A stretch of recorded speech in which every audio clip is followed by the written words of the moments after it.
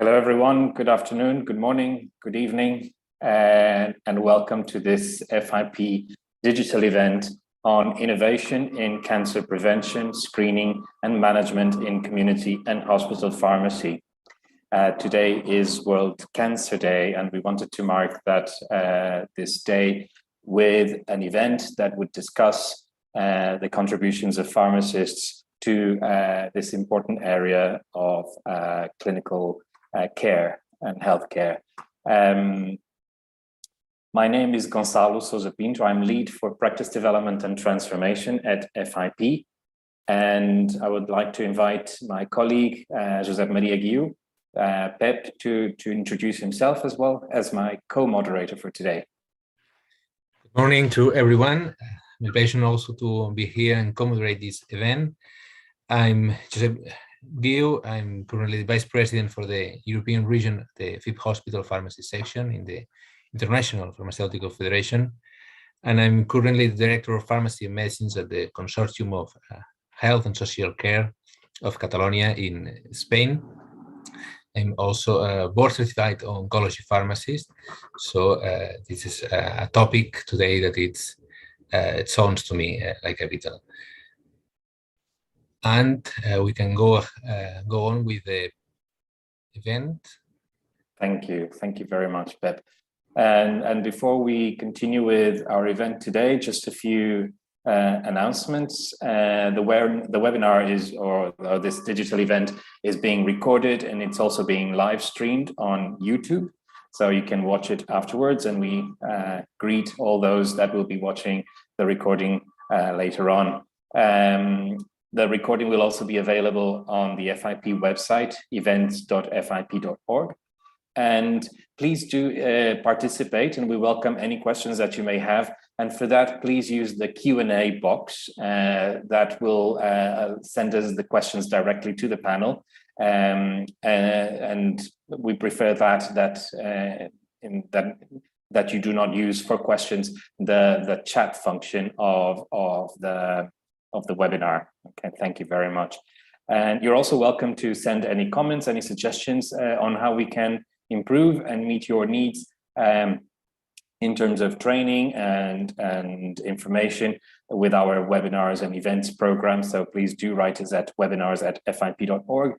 And if you are not yet an individual member of FIP, we do invite you to consider that option and to be informed about the benefits that are available for FIP members at our website, fip.org/membership_registration. One final announcement is that all participants will be receiving a certificate of attendance after the event. Okay, thank you very much. So to give you an overview of our panel today, you'll be seeing that the gentleman in the middle, Mr. Derek Connolly, was going to be the co-moderator today. He's president of the FIP Community Pharmacy section, but due to unforeseen personal circumstances, Derek had to apologize and could not join us here today. So I have big shoes to fill, but it's my pleasure to co-moderate this event together with Pep Guiu. We also have an excellent panel of experts in oncology pharmacy from various countries and areas of practice as well. So I will start with Dr. Marcus Kellen. He's a board member of the European Society of Oncology Pharmacy and assistant professor at the University of Rijeka in Slovenia. We have Dr. Robert Duncan, chief pharmacist at the Royal Marsden Hospital in London. We have my colleague Jan Debili, who is professional affairs advisor at the Pharmaceutical Group of the European Union. And we have Professor Kofi Boy Mensah, an oncology pharmacist at Komfo Anokye Teaching Hospital and also an adjunct lecturer at the Kwame Nkrumah University of Science and Technology. Apologies for my mispronunciation, Kofi, from Ghana. And it's really a pleasure to have this excellent panel of experts joining us today. you may be surprised that this is an entirely male panel, and I would like to explain to our audience that this was not intentional in any way. We had initially a plan for a larger panel that included not only several female participants, but also participants from other regions. And we have not been successful with those invitations, and people were not available to participate. So we decided to go ahead with this event today because we do have an excellent panel of speakers. And as I said in the beginning, we wanted to mark World Cancer Day with this important event. So it's not, of course, FIP's policy to have a program that is not balanced in terms of regional representation or gender representation. So we apologize for that, for these circumstances, but I'm sure you will agree with me that the panel that we do have will make this event a worthwhile discussion. So thank you very much. Also, we would like to say that today's event, the aim is really to explore innovations in pharmacy practice, both in community and hospital pharmacy, in terms of supporting cancer patients throughout their journey. And therefore, we have set up a panel of experts that will present and discuss examples of innovative practice and professional services in cancer prevention and screening, access to cancer treatments, adherence, and also continuity of care across transitions of care between different settings. So the goal with this is to raise awareness of the important roles and contributions that pharmacists can make to the area of cancer care in prevention and management, in screening and in various areas, in collaboration with our colleagues in other health professions. So I'm sure you will agree with me that this is a very timely and relevant theme for our profession. And without further ado, I will continue with the presentation and the event. So we're just providing you with an introduction. I will now give the floor to Pep to present some key facts on cancer. Then we will continue with the roundtable discussion. So today's event will not have slide presentations, but rather we will have a conversation, a debate with the experts, and then we will have some time for questions from you, from the audience, before closing the event with some closing remarks. Today's learning objectives include to identify and discuss some of the roles that community and hospital pharmacists can play in cancer prevention and management, to present examples of best practices of cancer-related professional services by pharmacists from around the world, to discuss the importance of supporting patients in a multi and interprofessional approach, and also to explore issues related to transitions of care, adherence to treatments, and prevention and screening in cancer care.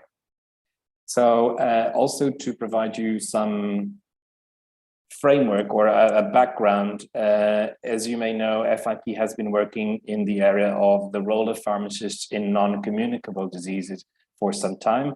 In 2019, we launched this reference paper, Beating Non-Communicable Diseases in the Community, the Contribution of Pharmacists, that provides evidence of practice and professional services in the 5 main areas of non-communicable diseases, such as cardiovascular diseases, chronic respiratory conditions, diabetes, mental health, and also cancer. So this webinar is linked to our work in the area of NCDs.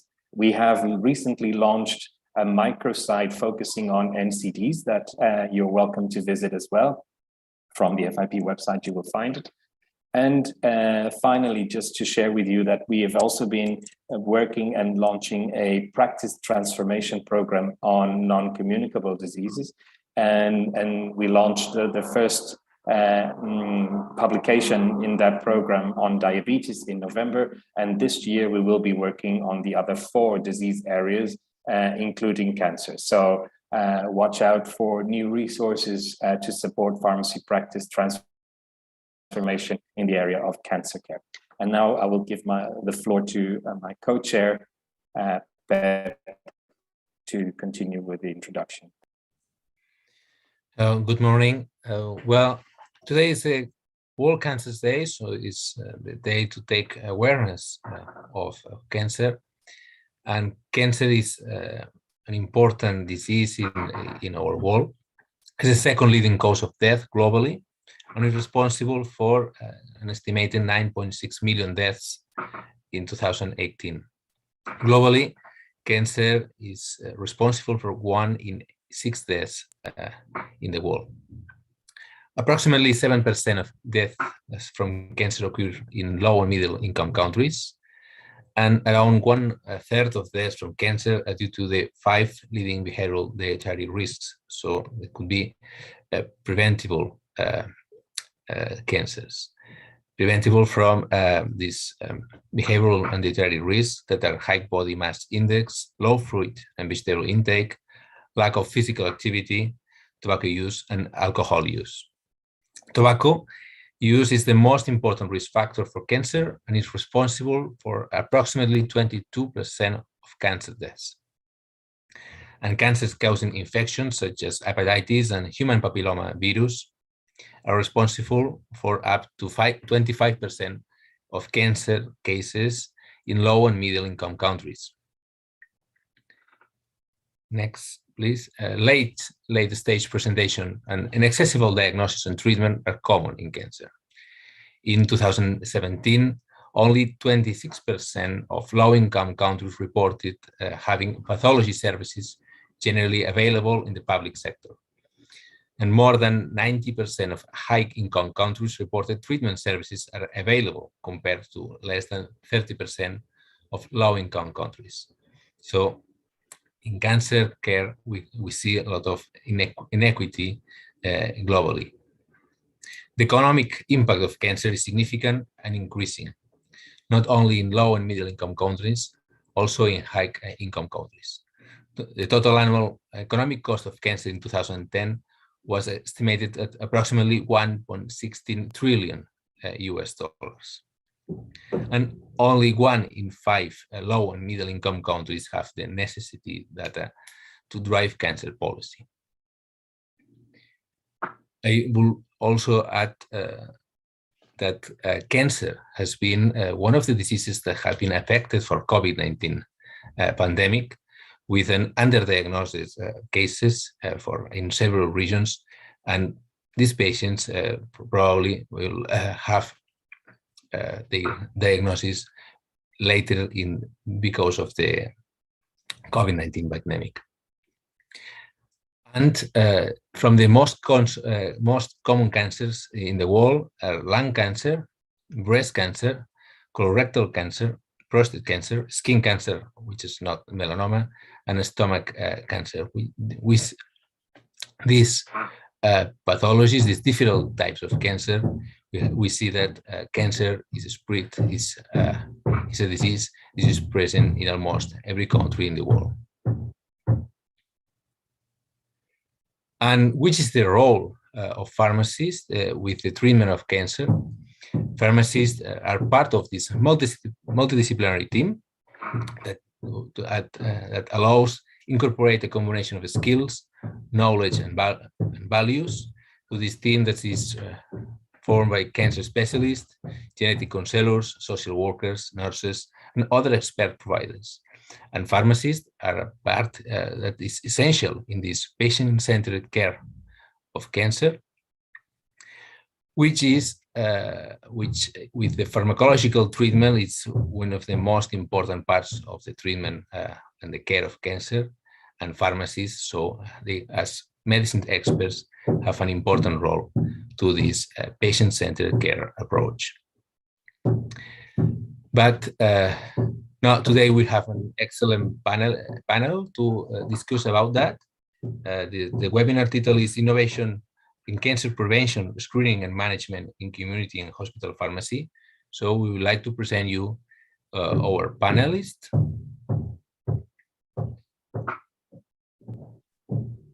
Thank you, Pep. I will start by introducing Dr. Marcus Kellen, who's a clinical pharmacy specialist working in the hospital setting. He has a PhD on biomedicine and health in pharmacy from the University of Zagreb, and also an assistant professor at the medical faculty in Rijeka and external expert of Croatian Drug Agency.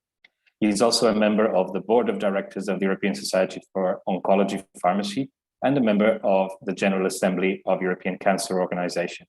Marco, I believe I introduced you first as being from Slovenia. I think that's my apology. That was my mistake. You are from Croatia.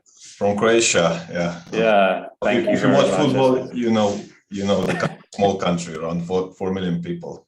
So I'm really happy to be here with you today, and I'm really honored, and I want to thank you for invitation for participation at this roundtable. Thank you very much, Marco. Our next panelist is Dr. Robert Duncan, who is chief pharmacist at Royal Marsden Hospital in London, in the United Kingdom. He's a registered pharmacist with over 30 years of experience. He's chief hospital pharmacist since 2005, with 10 years of which have been spent managing the pharmacy service, the two largest cancer centers in the United Kingdom. In recent years, the initiatives that Rob has led have led the practice changes on a national level with the introduction of national dose funding for chemotherapy at hospitals. Hi, thank you very much for the invitation to join the panel today. And as I think it's sort of absolutely brilliant that as a group of pharmacists, we are celebrating World Cancer Day and sort of recognizing the massive input that pharmacists can play in the support of patients with cancer. And I'm looking forward to hopefully a very informative discussion over the next hour or so. So thank you. Thank you very much, Robert. And our next speaker or panelist is Jan Debili, a community pharmacist and also the professional affairs advisor at the Pharmaceutical Group of the European Union, PGU. Jan is responsible for the PGU activities concerning professional related issues and liaising with the members of the PGU and stakeholders on these topics. So welcome, Jan, to this event, and thank you for participating as well. Thank you very much to you. It's also a pleasure from my side to be here on this special day. So looking forward to the panel and also to your questions. And our last speaker or panelist today is Boy Mensah. He's an oncology pharmacist. He's a lecturer and a senior oncology pharmacy specialist at the Department of Pharmacy Practice in Kwame Nkrumah University of Science and Technology and the National Center for Radiotherapy and Nuclear Medicine in Ghana. He's a research fellow at the discipline of pharmaceutical sciences at Kuala Zulu Natal University in South Africa, and currently serves as Vice President for the Oncology Pharmacy Association of Ghana. Thank you very much. Thank you very much for having me here and being part of this event. I look forward for a very, very interactive discussion, and then also look forward to learn and then also share ideas with colleagues. Thank you very much. Thank you, Kofi, and welcome to the event. I will now invite all our panelists to switch their cameras on so that we can have a full view of the panel. Great, thank you. Excellent. We would start with a general question to the panel. We will be addressing some specific aspects of this question later on. Brief thoughts on, today, as we have mentioned, it's World Cancer Day, and the global campaign this year has the slogan or the motto, "Closing the Cancer Gap." And my question would be, how do you think that pharmacists can contribute to closing this gap and providing better care to cancer patients? And maybe I will start with Marco to hear your thoughts on that.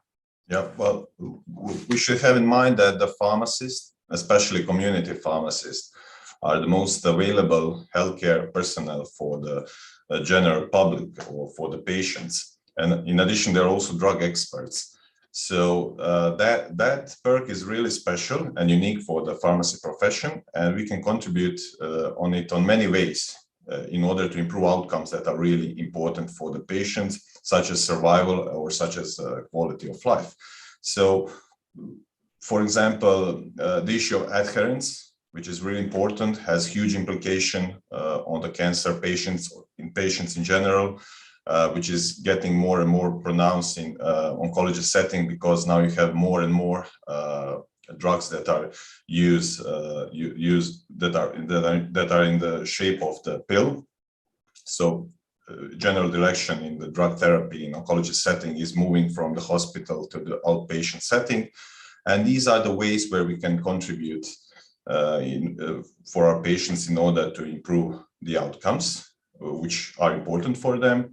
And also we can advise them regarding many topics and provide them scientifically evaluated evidences, especially regarding complementary alternative medicine, which can often compromise the regularly prescribed treatment and cause complications, delayed in the treatment protocols, and therefore can compromise the outcomes that are really important for the patient, such as survival and quality of life.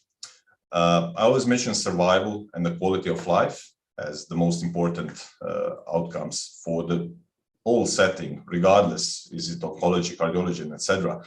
And currently we have so much money invested, so much new drugs, new interventions, everything based on the surrogate endpoints, which we grant that they are approximately the same, but evidences sometimes are scarce as the real endpoints for the patient, such as survival and the quality of life. So as we as a professional pharmacists can improve the real outcomes that are important for the patients, survival and quality of life, I think it's really, really valuable for the healthcare in general. So these are the things where we can, I would say, close the gaps and help our patients. Thank you, Marco. Also, as Pep was just mentioning in the introduction, many of cancers are linked to preventable factors and to lifestyle factors and modifiable behaviors. And so maybe Jan, would you like to comment on that important role that may be played in terms of education or coaching or supporting lifestyle changes from the community pharmacy, perhaps? Yes, absolutely, and thanks first of all very much for Marco for already very well setting the scene. I think in this slide, one important aspect you already mentioned, and that is that very high accessibility that community pharmacies have in local communities, meaning that we see patients who have already a diagnosis, can be for cancer, can be for other chronic conditions. But we also see people that have not been diagnosed yet, or that might just be looking for, let's say, advice and products to improve their health. And it's there where we as community pharmacists, through that very accessible and regular contact that we have with the people that we know so well, that we can indeed have that very convenient role in prevention services, but also in health promotion and early detection. And very briefly to highlight some of those areas, I think smoking cessation is really an area where community pharmacists have a very key role to play. In many countries, this is already performed as a structured service, but in many other countries, there is also just through the provision of, for instance, therapies for against the nicotine replacement therapies, for instance, that their pharmacists have a key role. And in addition, there is vaccination that we know is key to prevent some, which have already been presented, viral-induced cancers such as HPV and hepatitis. And also there we see that in many countries, pharmacists already can directly administer such vaccines in the pharmacy. And then again, I mean, there's the broader support as part of the general consultation for healthy lifestyle, but also as said for screening. But again, we can dig further into those topics, I think, later in the panel. Absolutely, Jan. Thank you very much. Kofi, any initial thoughts on how pharmacists may contribute, and especially coming from a different region from the other panel members. What do you think maybe pharmacists, how do you think pharmacists may contribute to cancer prevention and care and management? Okay, thank you very much. I think our pharmacists can contribute a lot. In many ways to cancer prevention, cancer management, cancer care. Pharmacists, most especially those in the community, have certain qualities that have been mentioned. A lot in so many areas. Like they are the most accessible. Healthcare professional. They are provide free consultation. They label the people in the community. And when you were doing the introduction, you realize that the burden of cancer, in terms of the disease burden is going up. And very soon, I think the specialist hospital, we can't only rely on the specialist hospital to be taking care of cancer patient. There has to be a way that the primary care level, we can be able to, contribute so that the specialist care level can also have some free leverage to be able to, manage these cases. And when we talk about the primary level, we're talking about the community pharmacists. We're talking about the hospital pharmacists. So at the community level, we should be able to, put in measures to be able to, arrest this disease, or to be able to, provide certain strategies to be able to curtail the increase in the burden of the disease. We can engage in counseling, whereby we counsel the patient on healthy lifestyle. We can counsel the patient on some of the prevention things that he can do. We can also undertake public health education. We don't have to limit ourselves only to the pharmacy. We can go outside the pharmacy. We can go to the market. We can go to the shopping mall. And then during World Cancer Day like this, we can mount stages whereby community pharmacists, hospital pharmacists as a professional group, can talk to the public on cancer, the causes, the risk factors, some of the signs and symptoms that when they see those kind of signs and symptoms, that they can be able to visit the nearest hospital, so that the earlier that is detected, it's very easy to be able to manage the disease. So I think community pharmacists can contribute a lot in this diverse way. They can also come up with strategies to be able to institute strategies in the community pharmacy level, whereby they can be able to do cancer education to the clients that also visit the community pharmacies. We can also, as a professional group, engage the policymakers. We are the custodians of medicine, so we have a lot to play. We can engage the government, in terms of being able to provide, generic medications, biosimilars that are very affordable, that are very cost effective.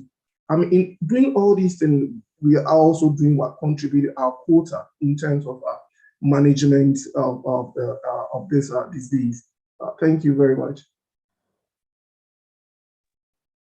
Thank you, Kofi. Robert, any initial thoughts to open the discussion, and coming from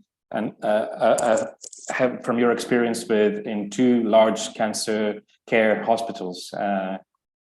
Yeah, absolutely. And thanks again. And I think really to echo the comments of the other panelists, that I think as pharmacists, we are just so uniquely placed to support our patients with cancer. And I think, as I said, this goes right through from prevention through to early diagnosis, through to supporting patients with cancer, through to enabling patients to live with cancer, and also then to support end-of-life care. And there's no other professional group that has that sort of span.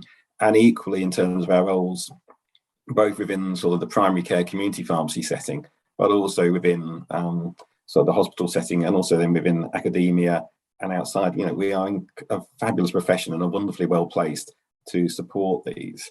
I think absolutely, in terms of closing the gap, we know that globally, there are wide variations in outcomes for our patients in terms of, survival rates in different parts of the world. But then we also know that even within our own countries, very much related to levels of deprivation. We have different outcomes across the same country. And again, as pharmacists, we've got a massive role to play in supporting and addressing that gap. And I think, as colleagues will have said, so much of this comes down to what we can prevent and what we can treat early. Because we know that obviously, if we can prevent disease, then it doesn't become an issue in its first place. And equally, if we can identify and support early diagnosis, then we all know that the earlier you diagnose a cancer, the easier it is to treat and the better the outcomes. And hopefully, if we can catch it early, then we move into either surgical solutions or radiotherapy solutions, and we don't allow the disease to metastasize and become very difficult to treat.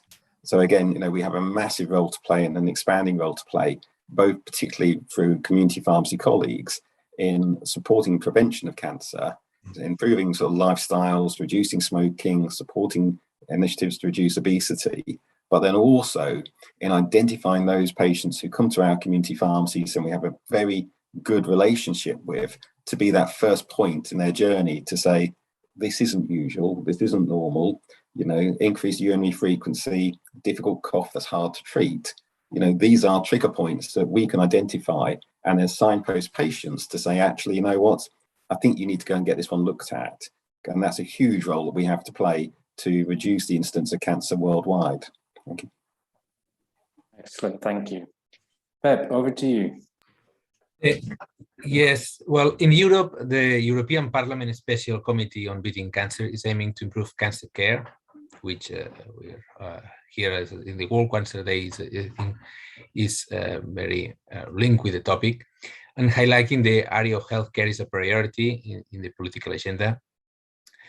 And I would like to ask you, as panelists, how are pharmacists and pharmacy associations following this work of putting cancer in the political agenda, from the outcomes and results expected, and what can be useful for the advancement of pharmacy practice around cancer in the hospital setting and the community pharmacy setting? Marco, if you want to start. Yes, no problem. Well, currently, I'm a member of the General Assembly of the European Cancer Organization, which is the main organization for the cancer in Europe. It is comprised, I don't know how much, but approximately more than 40 different societies, including cancer patient societies. And currently, which my colleague Robert told us before, there is big issue in Europe because we have different outcomes for the same cancer between the different European countries, and even within the same European countries, you have different outcomes for the treatment of, for instance, some cancer. So one of the projects in which I'm involved and I'm participating is the essential requirements for the quality cancer care. So the aim of that project is to decrease inequalities between different European countries and within each European country in order to make some kind of European standard of the cancer care. All those documents are public. You can find them on the PubMed.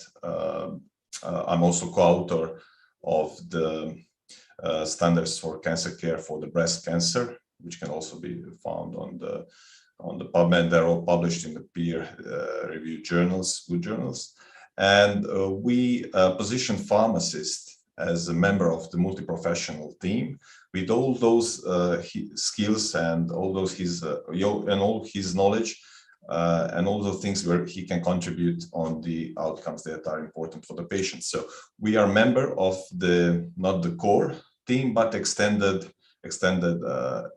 multi-professional team, which is, I would say, necessary to have a cancer center according to the European standards. So we are positioning ourselves politically, and also we are involved in various projects. Currently, we just sent 2 applications through the European Cancer Organization for the 2 projects to get grants. For instance, one is the health literacy projects based on the improvement of health literacy among the cancer patients. So we are actively participating in various projects, in various publications. So we are fighting. I don't think that we are actually positioned well enough currently, not just for the cancer setting, but in various settings. And there is lots of room for improvement of our role as a part of the multi-professional team. So we are currently working on it. Thank you for the question. The community pharmacy? Community pharmacists, yes. There was also one essential requirement for quality cancer care, which was associated with primary care. And there we involved community pharmacists with some special skills that are associated with community pharmacists, because they have different I would say it's a different setting. So you have additional possibilities which you cannot conduct through the hospitals. So community pharmacists are also included in the part of the project, part associated with primary care. Thank you. And Jan, if you want to add something to this view on what can be useful for cancer practice, pharmacy practice around cancer in community pharmacies.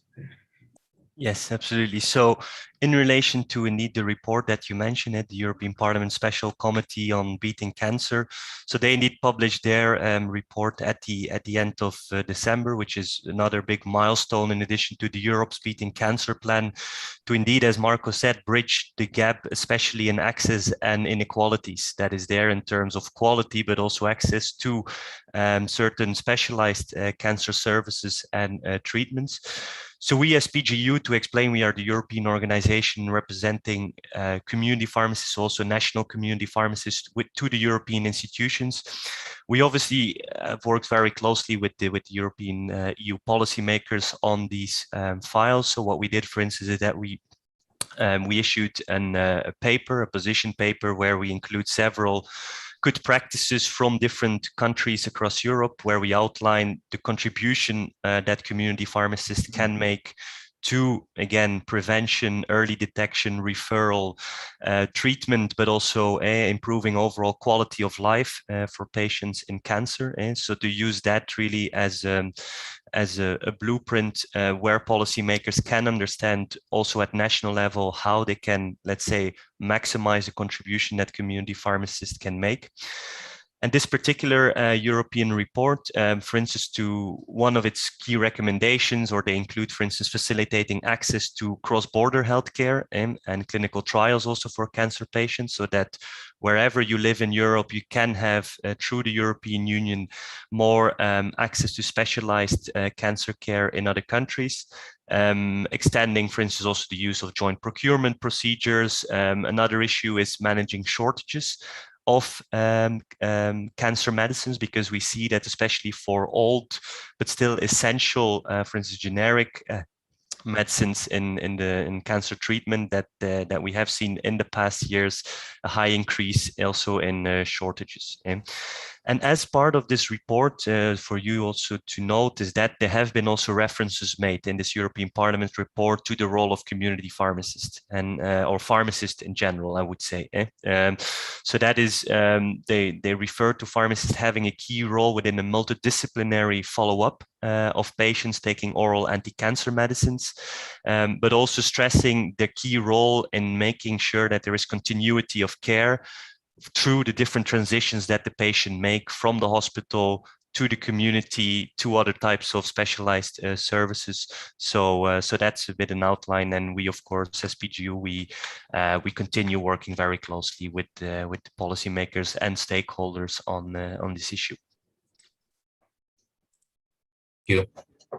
Well, going back to the hospital, I would like to ask Rob about how he sees the introduction of the innovation in cancer, because innovation is linked to cancer with many clinical trials, and also pharmacists dealing with new kind of drugs, new complex drugs, new technologies. And yeah, how do you explore that? Which will the role of pharmacy with these new therapies? Yeah, absolutely. I mean, I suppose I've been doing this for about 30 years now, being sort of associated with cancer care in hospitals. And I think probably we've all seen over that time how the role of the pharmacist and pharmacy teams have evolved. I mean, I think certainly when I started, much of the focus for the pharmacist was purely and simply on checking prescriptions, checking doses of medicines, and really focused very much on the safety and on the supply side. I mean, if I look at where we are now and the roles that many of my pharmacists play at my sort of institutions, is that I now very much have pharmacists very much in the clinical setting. They are very much part of the multidisciplinary team. And many of my consultants and my clinicians, you know, wouldn't be happy if they didn't have a pharmacist attached to their disease group and attached to their team. And they look upon them very much as a peer and as being, you know, the experts in the medicines. As you've alluded to, I think, you know, over the past 10, 15 years, there's been a huge expansion in the number of drugs available to us, and particularly the advent of immunotherapies, and most recently things like CAR T therapies and cellular therapies. And again, with that number of drugs available to us and a huge number of treatment options, you know, the pharmacist and the specialist skills that we can bring are absolutely sort of imperative to ensure that our patients still get access to the best care, and actually we're using those drugs appropriately. You know, and I think, as you alluded to, the other thing that many of my pharmacists now involved in and very closely aligned with is the introduction of clinical trials and the supporting of clinical trials, because, you know, it would probably be almost impossible to undertake a clinical trial of a cancer medicine without the input of a pharmacist to support that, to make sure, again, that we are conducting trials safely.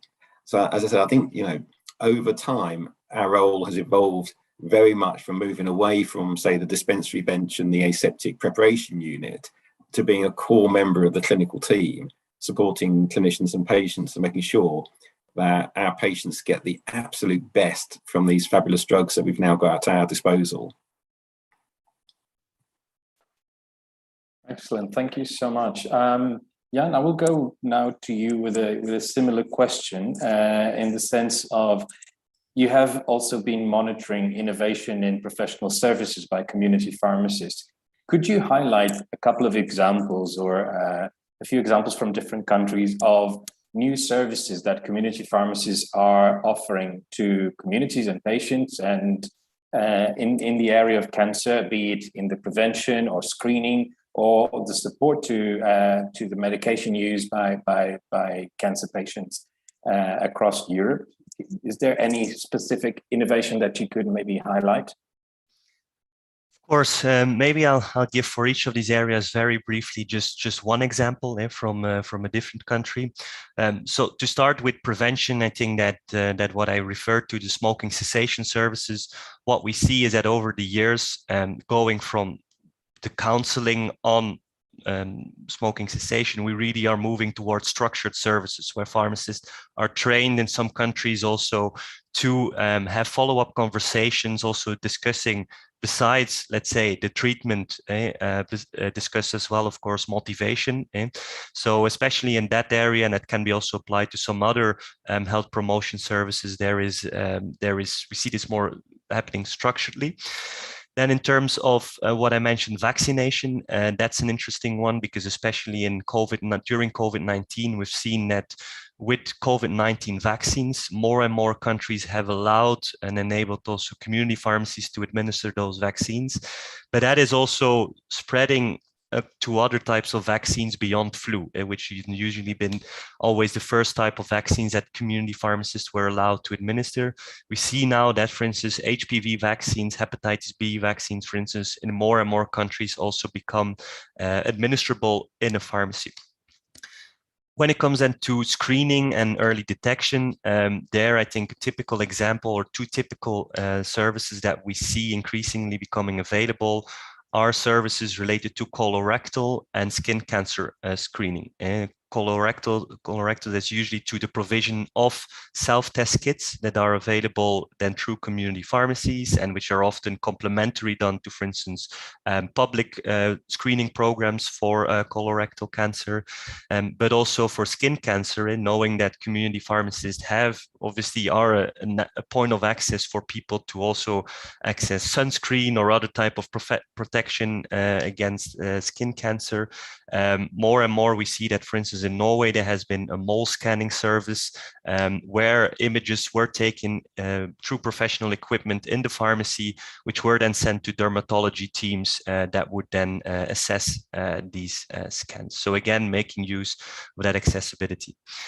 Now, when it comes to treatment and supporting patients with their medication, more and more as well, what we see is that there are these structured, more clinical oriented services that are provided, not only for cancer, but sometimes also becoming very specific, for instance, for oral chemotherapy. That we see, for instance, in France, where there is a specific service for follow-up for patients that take oral chemotherapy.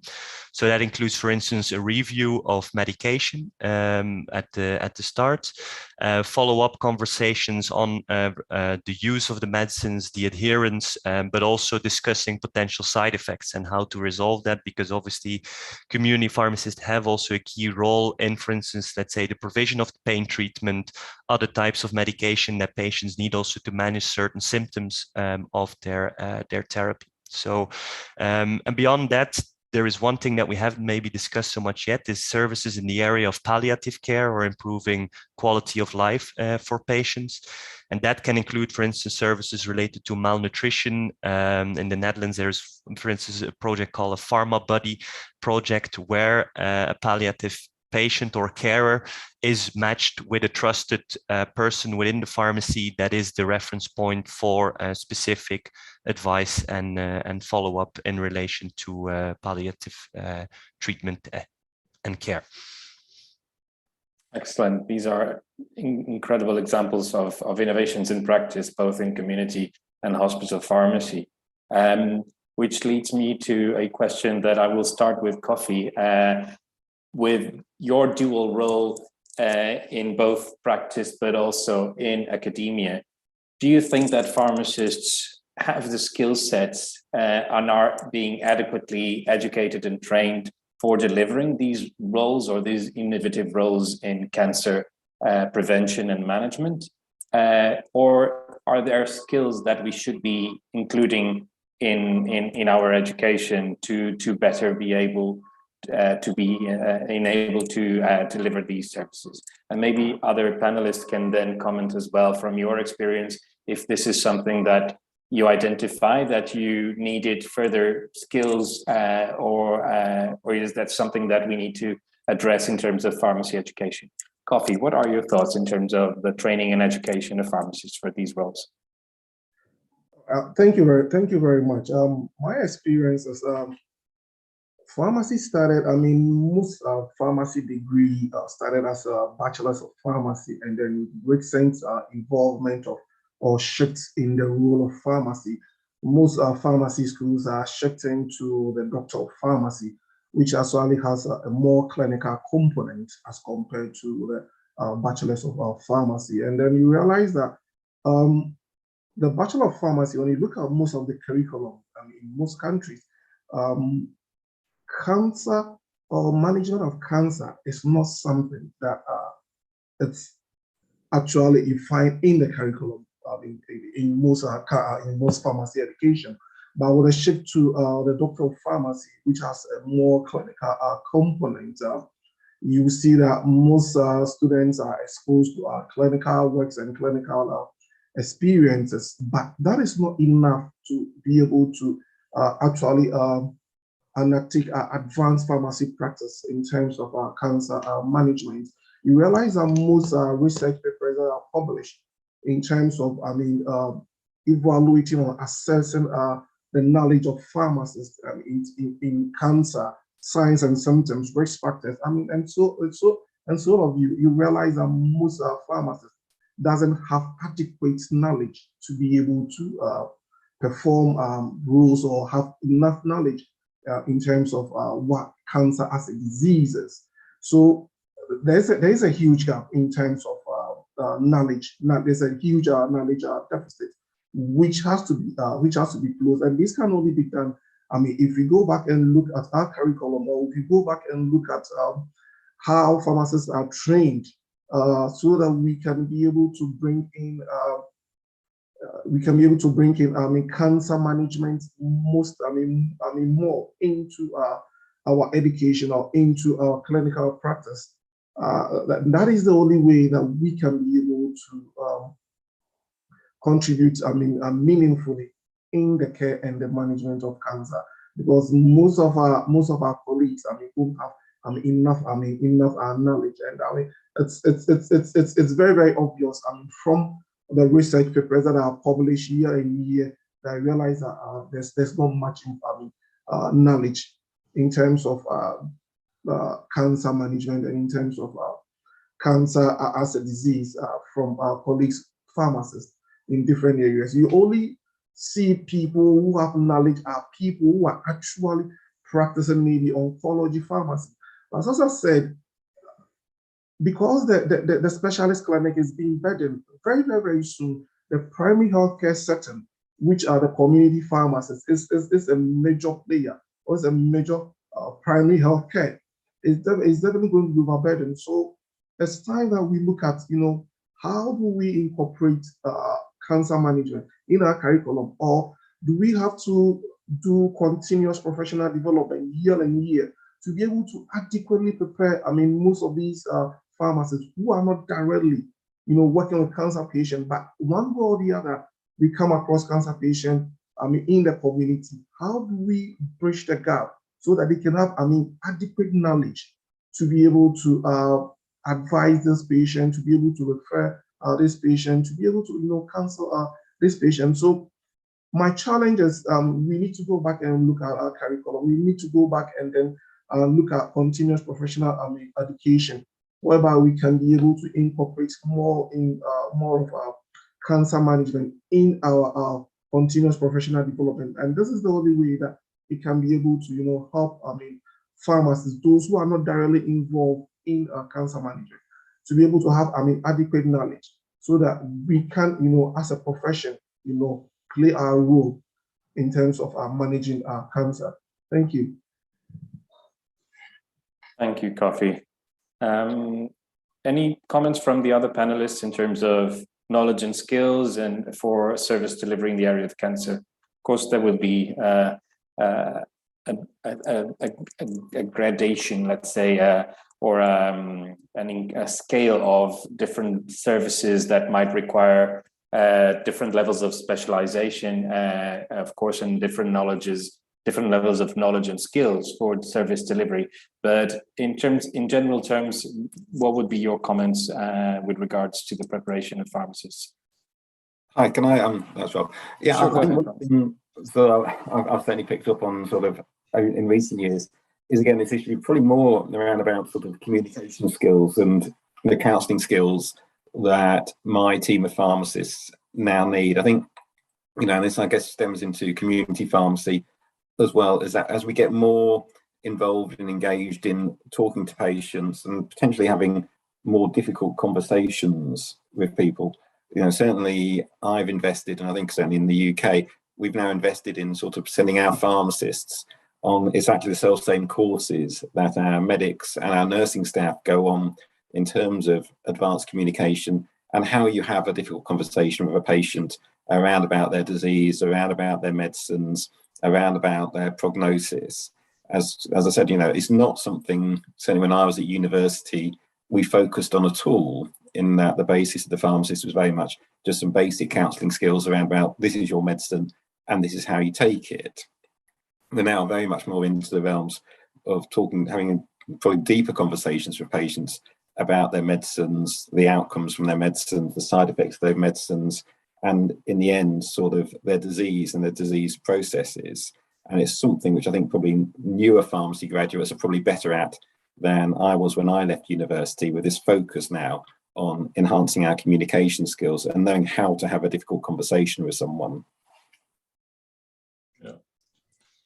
I would like to also comment that actually we are currently on the, I would say, crossroad of our direction of our profession, because at least from my point of view, we learned during the university and etc. As a pharmacist, we learned a lot of things about the medicines, about the drugs, but those information didn't seem so much important for the patient actually.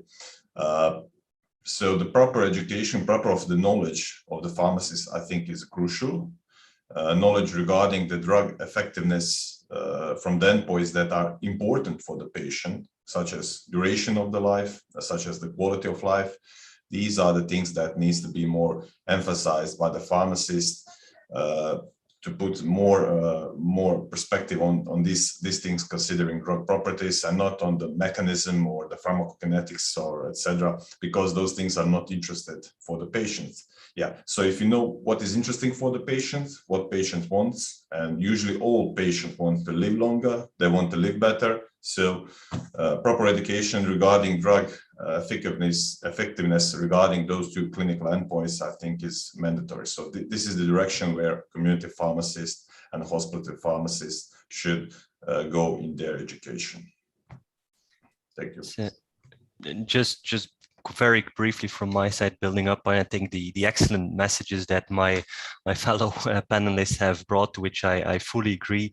Just some other additional considerations. I mean, probably in cancer, the level of innovation also when it comes to treatments is higher likely than in any other therapeutic area, which may, for pharmacists, make it sometimes feel overwhelming to stay up with all the knowledge about these new medicines, etc. So certainly there is the crucial area of continuous professional development to make sure that pharmacists stay up to date with the knowledge as much as possible, but also know that in most, I mean, that clinical decision support systems are very much accelerating and developing, which are a very important instrument of support for pharmacists on all the more clinical measures. Think about the interactions, think about the different side effects. But other than that, I think, as I said, I fully agree with the aspect that in that education, these focus on communication, especially in the area of cancer, is very important. And we need to focus on, and that indeed we should, for providing more structured services to some which I refer to, that usually there is also a specific, let's say, training provided in advance of this to make sure that at all times when pharmacists provide such extended services, that these are done, of course, to the maximum assurance of quality of care. Thank you very much. Yes, and I was thinking that also in terms of coaching and supporting lifestyle changes, these might be important skills for pharmacists to have in the primary healthcare setting, right? Because it's some of the lifestyle changes and habits that we have described that have a direct impact in terms of cancer development and incidence. Including smoking cessation or weight management or other uses of other substances or alcohol, for example. These may be very difficult to change for certain people. So this it's the supporting these changes and coaching and supporting patients in adopting healthier lifestyles might be a valuable skill to develop as well. Pip, I'll give the floor to you for the next question, maybe to our panelists. Yes, well, patients with cancer navigate through this healthcare system and encounter multiple healthcare professionals, different stages of the cancer journey. What challenges do you see in terms of interprofessional collaboration in the management of cancer? Any of you can, I think it affects it any state of level and even in the pharmaceutical education, how to promote this interprofessional education. So Should I go first? I'm happy to. Please go, Robert. I'll follow then after you. Yeah, I think sort of that's an interesting question. Because I mean, my take on this is that there is more than enough work to go around, and that there shouldn't we really shouldn't be in competition with our clinical or nursing colleagues as to who's best. I think certainly in my environments now, we're taking on a very much we're just part of the multidisciplinary team, and there is some less differentiation now between the role of the nurse, the role of the pharmacist, the role of the doctor, that it is whoever is best placed to provide care at that point in time. And from the patient's perspective, they then get the benefit of seeing a multidisciplinary team working really well together. Yeah, the pharmacist being the expert on the medicines and on the side effects of the medicines, the doctor being the expert in diagnosis and treatments, the nurse being the expert in the care of the patient and taking a more holistic view over their overall care. But, what we want to get to a place is that, it's not feel like we're treading on each other's toes, that we each have an area of specialism, but, together we are stronger than the one. And, I think, certainly, in the best multidisciplinary teams that I've been involved in, that works incredibly well because everybody brings their own skills to the party, but everybody can do a little bit of what somebody else does, and you just move away from any kind of sort of competitive behaviors because you're just doing what's best for the patient. And we need to be putting the patient right at the forefront of all of this, and sort of parking some of our sort of historically held views about who does what. But Jan, I don't know if you've got other thoughts. Yes, so what I mainly wanted to mention also as a practical barrier for indeed effective multidisciplinary collaboration is shared or access to shared electronic medication record, health record, and any other types of communication. What we see from community pharmacy is that when patients are, for instance, transitioned to primary care, is that often there is very little information that the community pharmacists have at its disposal on the patient treatment, but also important, let's say, lab parameters that are important to monitor also for the safety of the medicines. And what is important there is that the community pharmacist is often the single person which is able to make the actual overview of the medication that the patient takes, who sees different types of specialists, visits different type of healthcare centers, hospitals, etc. And in that regard, the country where I practice still as a community pharmacist, Belgium, a couple of years ago, a positive example or initiative was installed, which is called the Family Pharmacist Service. And in this service, we ask chronic patients in Belgium to appoint their local pharmacy, their fixed pharmacy where they go, to appoint them as their family pharmacist, and where the pharmacist then makes the commitment to make sure that at all times when the patient comes in the pharmacy, there is an up-to-date overview of the medication, so also of the posology, so the real medication scheme, as we say, that it is available to the patient, but also that it is shared on an electronic platform which is accessible by prescribers. And prescribers on their end are also able then to adjust when, for instance, initiating new therapies, or when, for instance, posology changes are made, to then adjust. And that makes that all the care professionals involved in the care of the patient are able to have a central overview of the list of medicines that the patient takes. But again, to my view, that should be not only the overview of the medication is important, also access to important other types of healthcare parameters are important for a pharmacist also to monitor safety of medicine. So that is definitely an area where in many countries we can still improve to have an effective collaboration with other healthcare providers. Yeah, I think a multidisciplinary team is one of the best ways to be able to manage our cancer, our patients.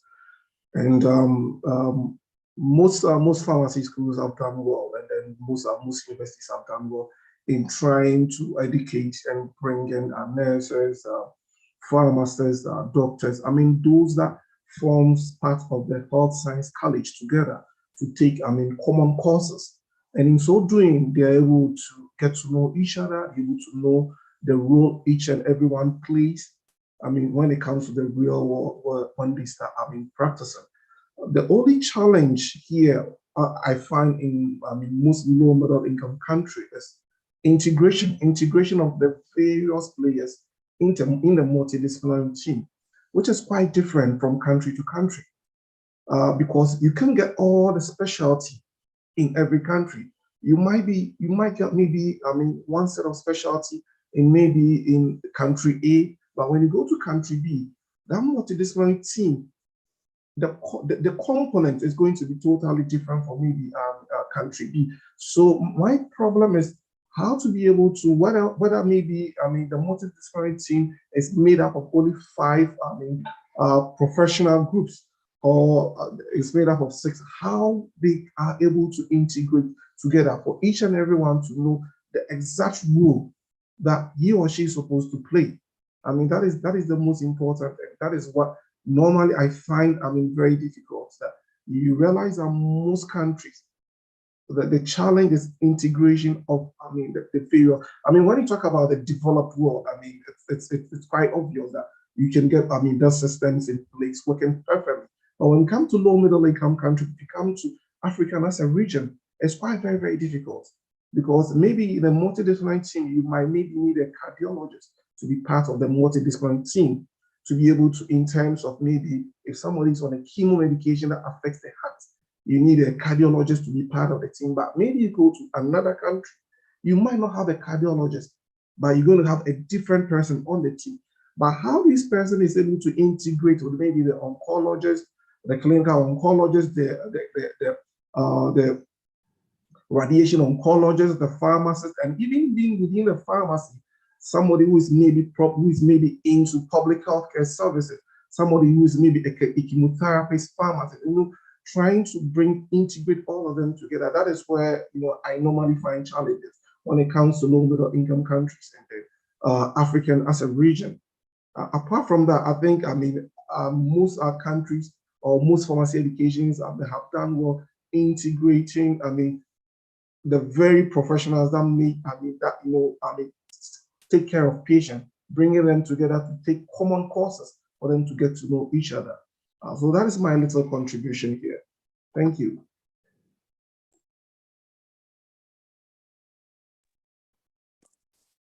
Thank you very much, Kofi. Marco, would you have any comments from your experience based in relation to the issue of interprofessional collaboration? But also maybe you can address the issue not only of the collaboration with colleagues from other disciplines within the institution, but also the issue of transitions of care between colleagues within the hospital setting and, for example, those in the community setting, for example. Yeah, I would like to firstly address the issue of the interprofessional collaboration, because there's lots of I would say problems regarding that. Pharmacists are not very well respected. Sometimes when the physician or some other colleague or even patient, when it comes to the pharmacy store, he's not certain that he went to some kind of healthcare facility or maybe some kind of supermarket, because all of those things that are sold with discounts and etc. Well, but I think things are changing rapidly, especially with development of the clinical pharmacy specialization, at least in my country, from my point of view, but also from different European countries.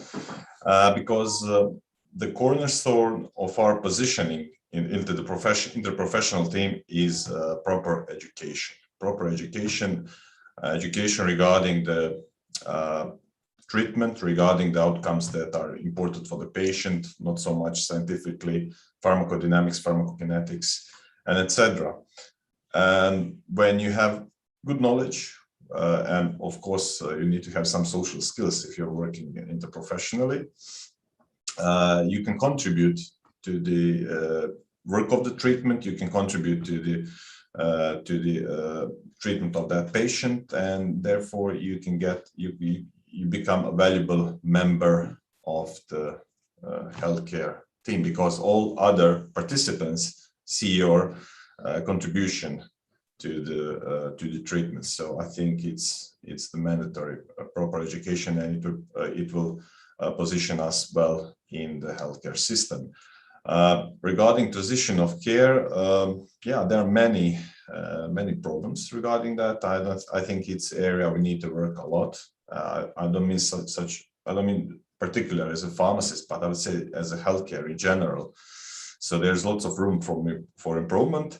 And I think that the good thing that Jan has pointed out in a few minutes ago is that it's really, I don't think it's good that the community pharmacists don't have any medication history at their pharmacy. I mean, some things are really, I would say, so simple, such as allergy on some drug or etc. So I think that they need to have more info regarding the medication history of the patient, and these are the things that we need to start to work, which we currently work in Croatia. We also have a clinical pharmacy specialization for the community pharmacist, and we are working on the project on the future things, how we are going to make that transition between the secondary to the primary care to be seamless and maximally secure and optimized, considering the pharmacotherapy of the patient. Thank you. Thank you, Marco. I would like to highlight one of the questions of our public today, and it is the home care delivery of cancer care. I think it has been the pandemic for COVID-19 pandemic has been a trigger of that. Even in my country now, there are some pilots of administering chemotherapy at home. And how do you see the future, the innovation in this practice in getting closer the treatment or the care to cancer patients to their homes? I'm very happy to pick that one up. I mean, certainly in the UK, and certainly when I was in my previous role in Manchester, we'd developed quite a large home care service for cancer patients. And so, you know, certainly we have patients now on subcutaneous formulations, drugs like stratuzumab, pertuzumab. We've got a drug now licensed, Phesgo, administered subcutaneously, but also things like immunotherapy, so drugs like nivolumab, pembrolizumab. These drugs actually lend themselves to administration outside the confines of a normal hospital environment. And certainly in the UK, it's certainly a development that we're working on. I mean, partly because we know that we just don't have the space available in our cancer centres for all of the patients. And you know, if we want to enable our patients to participate in groundbreaking clinical trials, then we actually have to look to move some patients into other modes of treatment. And certainly, as I said, with the advent of immunotherapies and the advent of new formulations of medication, then absolutely, I think it's a direction of travel. But again, it's a huge role for pharmacy teams within this in order to support patients having medication in their own home, support distribution arrangements, support supply arrangements, and just in, again, you know, the counselling of patients and support of patients through these modalities, because, you know, these things aren't that easy to achieve, but it's something we have to, because I think, you know, as again, with increasing numbers of patients, you know, we have to utilise every means at our disposal to support patients getting their care where our patients want to receive care. And if I may come in on this, I think, I mean, again, fully agree, and I think quality of life, it's been mentioned before, but I think this is a central term in when we also talk about you know, access to cancer treatments. I think that when we are able to supply cancer treatments for patients at home and when they're well professionally supported, so that, again, there's no change to, let's say, the quality of their care or the safety follow-up of their treatment, I think that is really a major aim, because that's also what we see from also the feedback, of course, of cancer patients, is to have, indeed, where possible, have care as close to where they live or work, because there is this major challenge there. And what I want to mention in this regard is that during the the pandemic, we definitely have obviously seen that for many types of treatments, there has been increased home care services. One, because for vulnerable patients, they were simply not physically able to come to the pharmacy or allowed to come, let's say, in terms of when they had to isolate, etc. So I think that many pharmacy teams across Europe have also started to restructure this type of services in general. But what we also need to consider is that in many countries, there is still very strong difference in terms of the types of medicines, and specifically for cancer, that are available through, let's say, a community pharmacy. There we see huge differences. We see countries where there is still practically no oral chemotherapy available through a community pharmacy, where in other countries there is this very advanced deliveries in collaboration with then, for instance, home nursing services, etc., to make sure that community pharmacists also distribute more advanced therapies to patients at home, and when again they are very closely involved in the follow-up of these patients. So there is this strong legal, let's say, framework or strong differences within that legal framework between countries. But I think that from the examples that have been highlighted here today, that many countries can learn and still further work towards making cancer treatments more accessible to patients close to where they live. Yeah, I'd just like to add a few words that really good things that were presented by colleague Jan and Robert, that sometimes, for instance, as Robert said, you have subcutaneous preparations, which are really good because they are so simple to use and allow patients to be less in the hospital. But sometimes you need to put a financial perspective also in the cancer treatment setting, which is really important because the financial toxicity of the cancer drug is really, really high. And for instance, if you have subcutaneous drug, you don't have biosimilar of that drug. So you need to put that, in perspective, because sometimes you don't have enough money to, especially if you are from some country with, I would say, poorer standard, considering the Western European countries, you need to also have that factor in your mind. I think what I can go ahead, Coffee. Yeah, I mean, what I can add is, what Robert said is a very, very, very good, innovation. I mean, I have never thought about something like that before.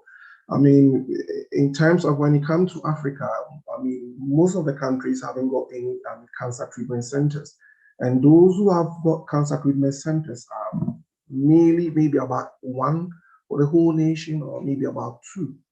I mean, it's quite very, very difficult to be able to set up all these things because of financial implications. And so if, from what Robert is saying, if maybe you have a center whereby you can have, your human resources very good, it means that, you can be able to, use their home as a center and then, administer these chemotherapy, or maybe administer, these are immunotherapies, or these are biosimilars. Which is very, very, very quite good, and I think it's a very, very good innovations, and I'm very, very happy to hear this from Robert today. Thank you very much, Robert. Thank you, Coffee. And actually, there is a question of our attendees today that is related precisely with the main barriers in low resource settings or developing countries for pharmacists to offer such services and to play such an important role in cancer care. And I think that you were just beginning to address that, Coffee, by referring the lower capacity in terms of cancer centers or care centers that can provide services. But perhaps I would say that prevention and early screening become even more important in such circumstances. What would you agree? Would you agree with that? And do you think, what would you say are the main barriers in addition to the lower capacity in terms of care centers for cancer patients in lower resource settings? Thank you very much. One of the biggest barriers has to do with financial implications or financial challenges, whereby it's quite very, very, very difficult for government to allocate funds for management of cancer. build, having a cancer treatment center, it's quite very huge burden on most of these countries. Again, accessibility to medications is also a very huge challenge because in terms of counterfeit medications, if you read most papers, you realize that there's a huge counterfeit business that goes on across the African continent. So once there's a financial challenge, there's also, it brings out the chance or the possibility whereby people exploit the financial challenges and go in for a cheaper medication that might be a counterfeit medication or something. So accessibility to medication, good quality medication, it's a very huge challenge. And I think as custodians of medications, pharmacists being custodians of medication, the pharmacists should start looking beyond all these things and coming up with strategies with policymakers, better medication financing, so that at the end of the day, we can be able to get these medications that are very affordable and very good to be able to treat cancer patients. So that is what I can say. Yeah. Thank you. Another question of our audience today is the management of adverse effects. Now, these new drugs, they present a different kind of adverse effects, and I think it's a challenge for pharmacists to identify and to give proper advice to patients about adverse effects. What do you think we can do to try to improve or to solve this, to get a good approach to this new challenge about identifying and giving proper advice to patients about their adverse effects? Again, I think sort of, as you say, we're, as I said previously, we're on the advent of some very new cancer treatments that I think sort of historically, and I guess for many patients, they still assume if you're going to say to a patient, I'm starting on a course of anti-cancer therapy or chemotherapy, they'll almost have an assumption that their hair is going to fall out, they're going to feel sick, and their blood count might go down. And those are the side effects that they will look for. And equally, I think from our experiences, when patients go and attend, say, a local emergency department, and they say to the doctor in the emergency department, I'm on chemotherapy, or I've got cancer, those are generally the things that they will be looking for. When we actually know with the newer immunotherapies that they actually have a very different side effect profile, that, they have, a whole range of different types of reaction to these therapies. And I think we have a role as pharmacists, and a very important role to play, both in educating our patients around about the new type of side effects that you may experience. For a patient on one of the new immunotherapies, development of a persistent cough could be an extremely serious side effect, whereas previously they would just think it may be just part of their disease progression. And so we have a big role to play as pharmacists in terms of educating not only our patients, but also our colleagues in community pharmacy and our colleagues in local emergency departments to be aware that nowadays chemotherapy doesn't just make your hair fall out and make you feel sick, but actually newer chemotherapies and newer immunotherapies have a whole host of side effects that we'd never encountered before, but are all potentially extremely serious.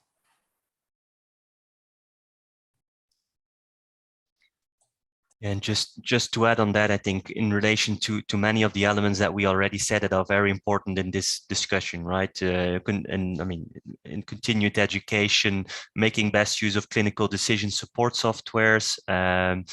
It's also, I think, important to consider that we really take up this proactive role of asking patients, talking to them, asking them whether they have maybe experienced any recent side effects or signals that might point towards one direction, so that at the earliest possible we can indeed again intervene.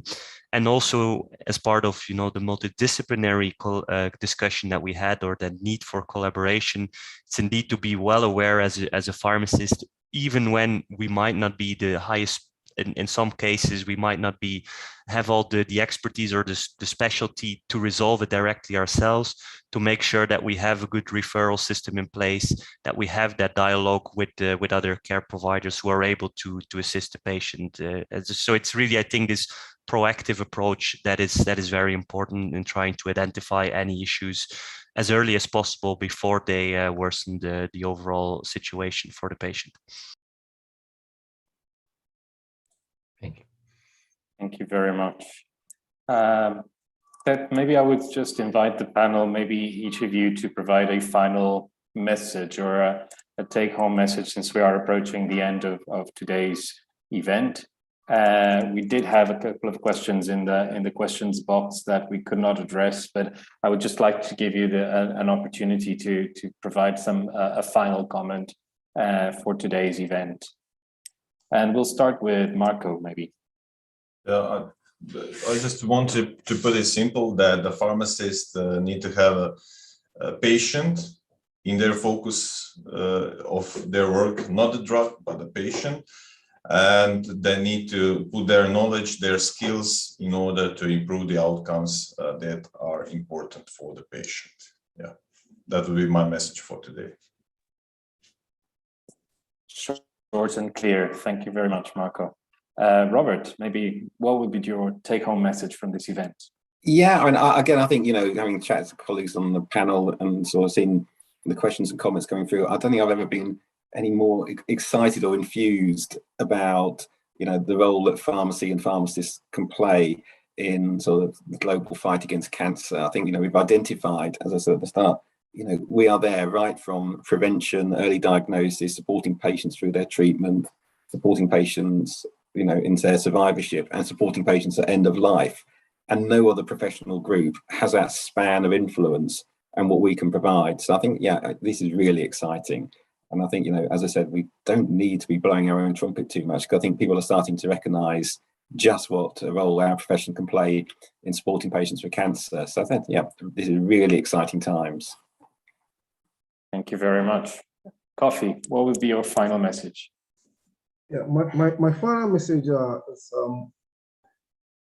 pharmacist or community pharmacist, to be specific, has gained certain qualities. So, for a long period of time, and these qualities they are the most accessible healthcare professional. They live in the community, or they work in the community. They provide free consultation. All these qualities. How are we using all these qualities to be able to provide cancer care for our patients, for our relatives, for each and every one. So my take-home message is, please, let's dwell on all these qualities, and let's, do whatever it takes to be able to gain the enough knowledge, to be able to gain adequate knowledge, to be able to, involve ourselves as a professional, in the fight, against cancer. Thank you very much. Thank you very much, Kofi. And Jan? Yeah, just wanted to, today we have been talking a lot about some new advanced services and very advanced roles that pharmacists working in community hospital are playing in many countries in cancer today. But I know that, of course, in many countries or in different situations, you might not be, or your regulation might not maybe allow you to perform such roles in depth or as structured as we maybe have outlined. But that does not need to stop you as a pharmacist to maximize your contribution that you can have to the patient in cancer care, prevention, and early detection. As said, the core is that we are so accessible, that we are very knowledgeable as an expert of medicines and public health. And it's true, showing in daily practice this proactive approach, investing in continuous education, and working very closely with other healthcare providers in this area, that this is the transition towards, let's say, also a more formal recognition of your role through then regulation or remuneration. But the start is your contribution in daily practice, which I know that certainly all of you are already embracing. Excellent, thank you. Pep, from your side, any final remarks or comments before we close the event? No, I would like to summarize your contributions. Like today's world Cancer Day, and pharmacists have an important role as part of, as healthcare professionals, as part of these multidisciplinary teams in the cancer care. So we have still a lot of work to do because the cancer fight has not been closed. So we have to continue to working with the research, with the improving also our contribution to this care, and also to optimizing the results of our patients. Excellent, thank you. And from my side, well, there were a couple of questions asking about resources that pharmacists may use in practice to support their implementing these services. Jan has kindly shared on the chat box an important document produced by the PGU that compiles examples of innovation in practice from various European countries. Thank you so much. And I would also like to highlight that FIP will be developing a handbook to support pharmacy practice in cancer, in the area of cancer later this year. So watch out for that as well. And in relation to that, there was a question about the evidence base for such services. And I think that you will find that evidence in all these publications as well. So these are evidence-informed publications. And when we recommend or highlight a professional service, we ensure that the evidence that supports that service is there to show its value. So I'm sure that all our audience today will agree with me that this has been a very informative event and a great discussion. I have personally learned a lot. This is definitely a very relevant and timely discussion. And I would like to thank, on behalf of FIP, also to all our panelists today for sharing their expertise and their views with our audience. Thank you all very much. Thank you also to our audience that has stayed and has contributed to such a rich discussion today. And I wish you a good rest of your day, or a good night, or a good morning, depending where you are. Thank you all, and a pleasure to co-chair this event with you, Pep. Thank you. It's been a pleasure. Thank you all. Goodbye. Bye-bye. Bye. Thank you very much.